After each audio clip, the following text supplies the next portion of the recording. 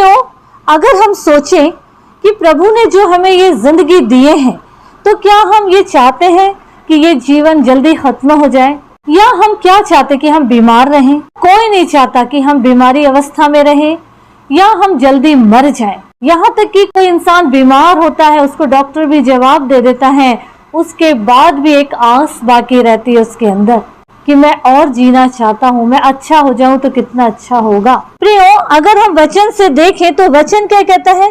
पहला पत्रस 3 उसका 10 पद में, क्योंकि जो कोई जीवन की इच्छा रखता है और अच्छे दिन देखना चाहता है, वो अपनी जीभ को बुराई से और अपने होठों को छल की बातें करने से रोके रहे। कितनी बड़ी बात लिखी हुई है कि अगर हम जिंदगी चाह रहे हैं तो हमको अपने जबान पर कंट्रोल करना पड़ेगा, अपने आप को ही बस अच्छा ना आके, क्योंकि जिसको हम अगर बुरा बोलते हैं, जिसकी बुराई हम करते हैं, और अगर वो पापी भी है, तो भी याद रखिए कि वो हमारे पीछे होगा। क्यों? क्योंकि हमने अपने आप को कंट्रोल नहीं किए, हमने उसकी बुराई की, हमने अपने जीवन को समर्पित नहीं किए, लेकिन अपने ये जबान से जिससे न्याय होने जा रहा है, उसको हमने बुराई के लिए खोले। अगर हम भजन 34 अध्याय 12-13 पढ़ेंगे तो उस पद में क्या लिखा? वह कौन मनुष्य है जो जीवन की इच्छा रखता और दीर्घायु चाहता है ताकि भलाई देखे?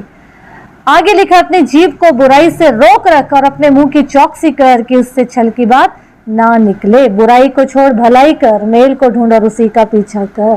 परमेश्वर का धन्यवाद हो। अगर हम वचन पढ़ें तो कोई भी काम करने से पहले हम सोचेंगे कहीं हमसे ये बुराई तो नहीं हो रही है, कहीं परमेश्वर नाराज या क्रोधित तो नहीं हो रहे हैं। भजन 37 उसका 4 पद कहता है, यहोवा को अपने सुख का मोल जान, वह तेरे मन की इच्छाएं पूरी करेगा।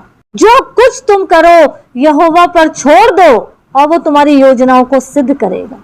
हमको ये समझना है, प्रभु ने ये जिंदगी दिए हैं तो हम संसार की बातों से अलग होकर, क्योंकि संसार हमें सुख नहीं दे सकता, संसार हमें वो शांति नहीं दे सकता जो हम प्रभु यीशु मसीह के पास आने के बाद पा सकते हैं। लेकिन प्रियो, अगर हम बुराई में हैं, हमसे बुराइयां होती है, तो याद रखिए इस वचन को उल्टा कीजिए। वचन कहता है अगर जीवन की इच्छा रख रहे हो, अच्छे दिन देखना चाहते हो, तो फिर अपनी जबान को कंट्रोल करो, अपने जीभ को बुराई से रोके रखें। तो इस जीभ से हमने कई तरीके की बातों को करे हैं, कई स्वाद को लिए हैं जो खत्म हो नहीं रहा है।